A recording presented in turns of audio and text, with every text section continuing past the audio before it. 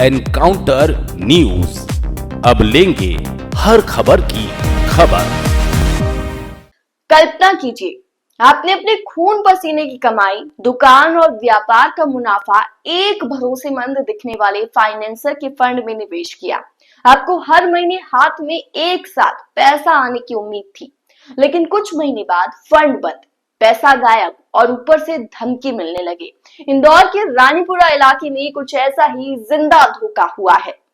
इंदौर के रानीपुरा इलाके में निवेश के नाम पर करोड़ों रुपए डकारने वाले एक कथित दबंग कारोबारी नरेश पिपले के खिलाफ व्यापारियों का गुस्सा फूट पड़ा है। कशिश ज्वेलर्स नाम से दुकान चलाने वाले पिपले पर 40 से ज्यादा व्यापारियों से 13 करोड़ रुपए के निवेश फंड के नाम पर ठगी का आरोप है। नरेश पिपले की कशिश ज्वेलर्स के नाम से रानीपुरा में दुकान है और वो फंड भी चलाता है।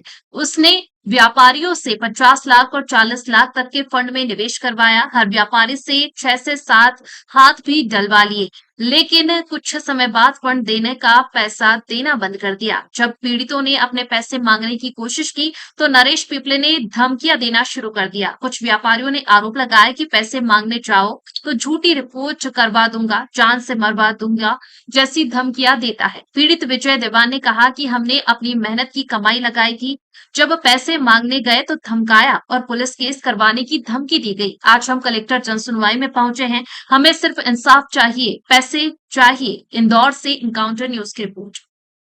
रानीपुरा का मामला है, फंड का मामला है। फंड में सभी लोगों ने पैसा निवेश किया था और 13 करोड़ रुपए इकट्ठे होने के बाद में उसकी नीयत खराब हो गई, किसी को पैसा रिटर्न वापस नहीं कर रहा है। आज हमने कलेक्टर साहब को तीसरी बार फिर ज्ञापन दिया है और कलेक्टर साहब ने विश्वास दिलाया है कि आपका जल्द से जल्द इसकी सुनवाई की जाएगी और संबंधित थाने पर इसकी शिकायत पहुंचाई जाएगी। कौन है, किसने क्या? नरेश पीपले है, रानीपुरा में फंड का व्यापार करता है और उसकी कशिश ज्वेलर्स के नाम से दुकान है रानीपुरा में।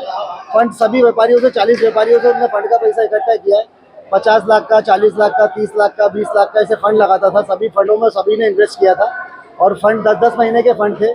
6-6 हाथ, 7-7 हाथ होने के बाद में किसी को भी पैसा रिटर्न नहीं कर रहा है। पैसा जब भी मांगने जाते हैं दादागिरी करता है और बड़े परिवार से छोगालाल उस्ताद का अखाड़ा चलता है। इन लोगों का परिवार काफ़ी प्रभाव दबंग परिवार है और किसी के पैसे नहीं देना है। जब भी जाते हैं तो दादागिरी करते हैं, राजनीतिक जरिया लगाते हैं और सभी की कार्रवाई रुकवा देते हैं। कितने लोग हैं और क्या राशि? 40 लोग हैं। फंड की राशि 13 करोड़ रुपए है टोटल। आज कलेक्टर साहब को हमने पूरा मोबाइल नंबर और व्यापारियों के नाम और नंबर सभी दे दिए और निष्पक्ष जांच की गुहार लगाई है। आप पहले भी आ चुके हैं? हम पहले भी आए, क्या कहेंगे आगे क्या रहेगा?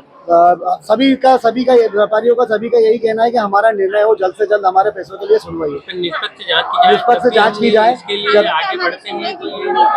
जब भी हम जाते हैं तो हमारे ऊपर झूठी शिकायतें कर देते हैं। क्राइम ब्रांच में भैया के नाम पर झूठी शिकायत की है, मेरे खिलाफ भी इन्होंने। आज कलेक्टर साहब ने कहा है कि मैं जांच करवाता हूँ और इसकी जल्द से जल्द निर्णय लूंगा। विजय दीवान, रानीपुरा, इंदौर।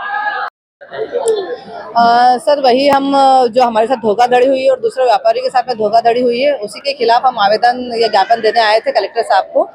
नरेश पिपले के पास में बहुत सारा पैसा इकट्ठा हो गया, जिससे उसने सारी संपत्ति वगैरह ली है, जिसकी मैंने पिछली बार वीडियो में उसमें भी बताया था कि उनके पास में उन्होंने क्या करा है कि बहुत सारी संपत्ति ले ली है, कई किलो सोना ज्वेलरी कर ली है, 30-40 गाड़ियाँ कर ली है। हर कंपनी की गाड़ी, हर ऊंची ब्रांड की गाड़ी उनके पास मिल जाएगी।